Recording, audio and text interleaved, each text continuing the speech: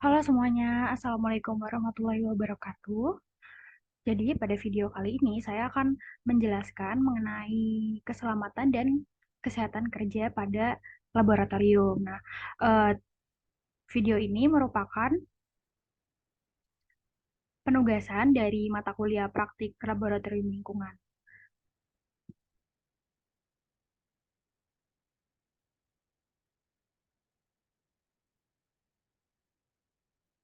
Nah, jadi untuk poin yang pertama ada sasaran dan tujuan dari SMK 3 atau Sistem Manajemen Kesehatan dan Keselamatan Kerja.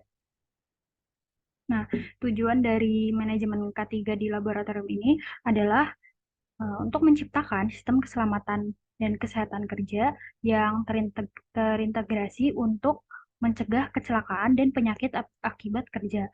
Untuk sasarannya sendiri ini adalah menciptakan tempat kerja yang aman, efisien, dan produktif.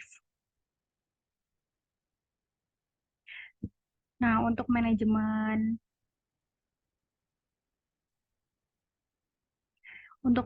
keselamatan dan kesehatan kerjanya sendiri itu ada 5 poin.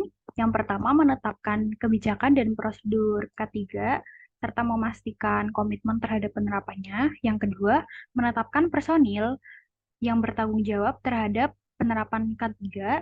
Yang ketiga, merencanakan pengadaan dan pemeliharaan fasilitas K3, simulasi kecelakaan kerja, pelatihan K3, dan pemeriksaan kesehatan rutin untuk tenaga kerja laboratorium.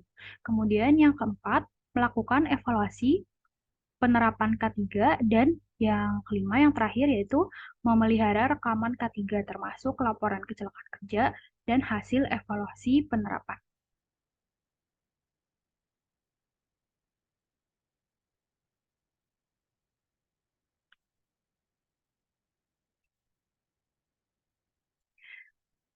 Untuk topik selanjutnya yakni pelaksanaan K3 di laboratorium. Jadi ada 3 poin. Yang pertama itu informasi dan komunikasi K3. Jadi laboratorium ini harus mempunyai sistem informasi dan komunikasi K3 kepada semua personil lab. Nah, salah satunya itu informasi bahaya. Jadi laboratorium itu harus menyediakan lembar data keamanan bahan kimia ataupun material safety data sheet yang dalam bentuk lain ini misalnya poster dari produsen bahan kimia atau label karakteristik bahan, serta informasi bahaya. Nah, laboratorium ini juga harus menyediakan lembar data, maksudnya memasang sensor bahaya atau alarm eh, di lokasi yang mudah menimbulkan kebakaran. Misalnya itu dengan memasang simbol lokasi tertentu yang berkaitan dengan bahan kimia beracun dan berbahaya. Nah, salah satu contohnya itu ada di gambar sebelah kiri, yang mana simbol-simbol ini menandakan karakteristik bahan-bahan yang beracun dan berbahaya.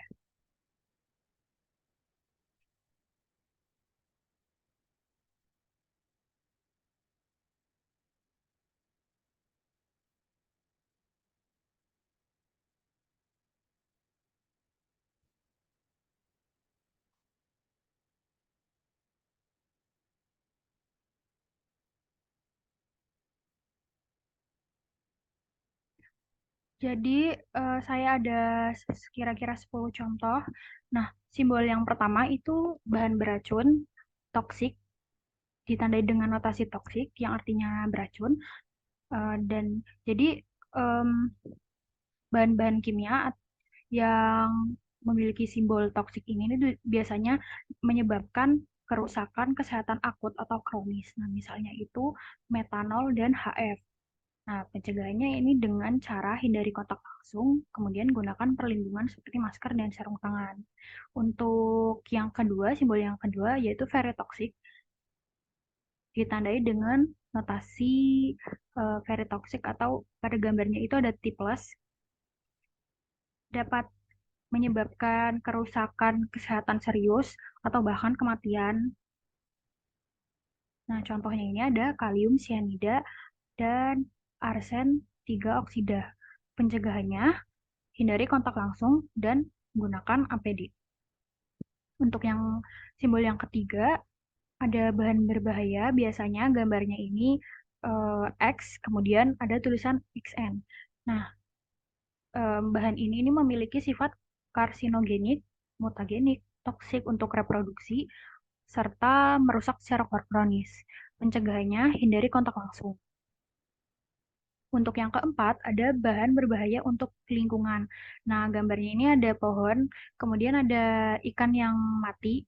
Nah, jadi bahan ini menyebabkan efek buruk pada lingkungan. Misalnya itu contoh bahannya ya, tributil, timah, klorida, dan tetraklorometan. Pencegahannya ini dapat dibuang pada tempat yang telah ditentukan serta treatmentnya itu tepat. Kemudian simbol selanjutnya ada bahan iritasi, biasanya gambarnya itu X dan ada tulisan XI-nya. Ini tuh tidak korosif tetapi dapat menyebabkan inflamasi jika kontak dengan kulit ataupun selaput lendir. Nah, misalnya itu isopropilamina dan asam encer.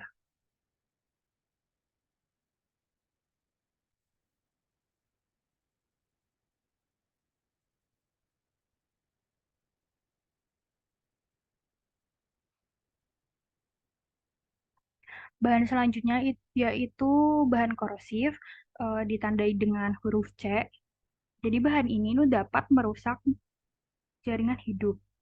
Nah, contohnya itu ada asam mineral, asam kuat ya, seperti HCl. Kemudian yang keenam ada bahan mudah meledak atau eksplosif. Jadi bahan ini itu dapat meledak dengan pukulan, gesekan ataupun panas. Nah, misalnya itu TNT atau dan nitrogliserin. Kemudian yang ke-8 ada bahan mudah terbakar atau highly flammable. Jadi bahan ini mudah terbakar pada suhu rendah, misalnya aseton dan benzin. Kemudian yang selanjutnya ada bahan sangat mudah terbakar. Nah, bedanya ini em, apa namanya? Bedanya ini di notasinya. Kalau misalnya bahan mudah terbakar itu hanya F, tapi kalau misalnya bahan yang sangat mudah terbakar ini ada plusnya, F plus seperti itu. Nah, jadi bahan ini memiliki titik nyala yang sangat rendah, misalnya itu diethyl ether atau propana. Kemudian yang terakhir ada bahan mudah teroksidasi yang dinotasikan dengan O. Jadi bahan ini tuh tidak mudah terbakar, tetapi dapat mengoksidasi. Nah, salah satu contohnya ini ada kalium klorat dan asam nitrat. Pencegahannya bisa disimpan di tempat gelap dan hindari dari bahan-bahan yang mudah terbakar. Nah, untuk selanjutnya pelaksanaan ketiga di laboratorium ya, poin kedua dan poin ketiga. Nah, untuk yang poin kedua ini memiliki peraturan umum untuk menghindari kecelakaan seperti larangan makan dan minum, merokok, tidur, dan memasak di laboratorium. Untuk yang ketiga, ini fasilitas yang seharusnya ada di laboratorium, misalnya itu safety shower. Jadi safety shower ini em, harus harus dapat dipastikan beroperasi dan mempunyai aliran air yang konstan dan memadai. Kemudian selanjutnya ini bak cuci. Jadi laboratorium ini seharusnya mempunyai bak cuci selain digunakan untuk mencuci peralatan gelas laboratorium, dapat juga digunakan juga ketika pekerja laboratorium ini terkena bahan kimia pada kulitnya. Kemudian ada em, eye wash misalnya. Jadi eye wash ini berfungsi sebagai pembasuh mata.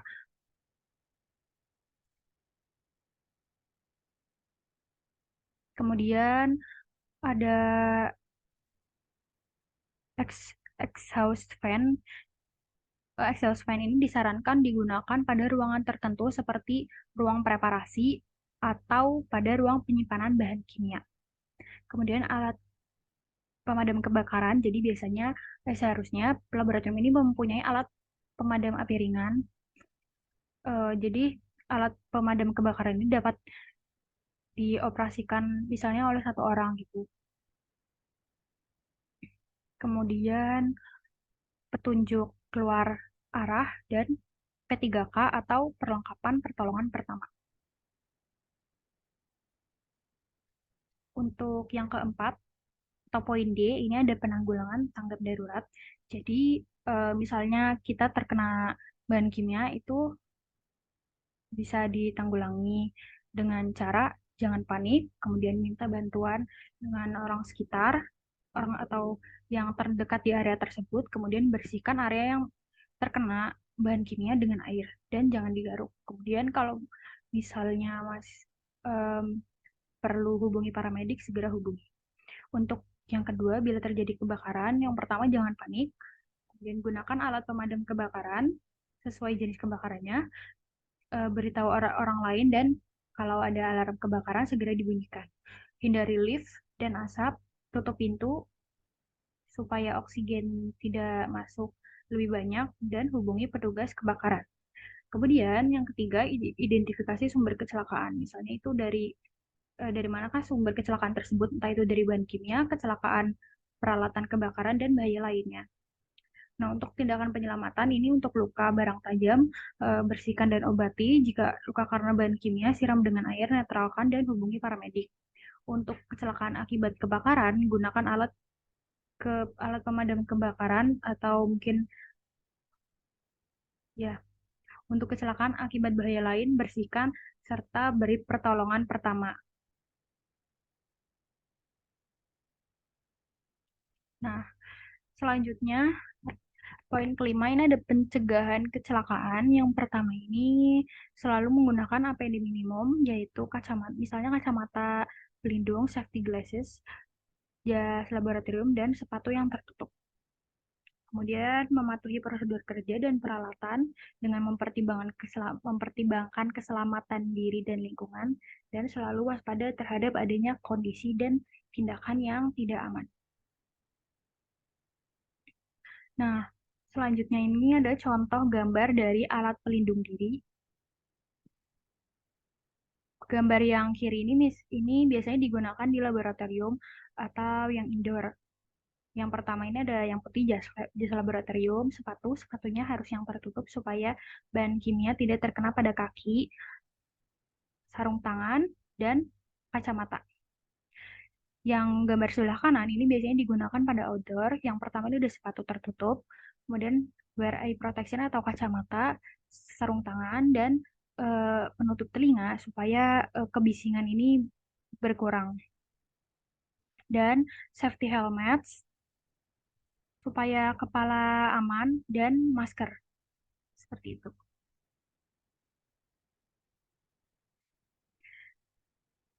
Penjelasan dari saya cukup. Terima kasih. Wassalamualaikum warahmatullahi wabarakatuh.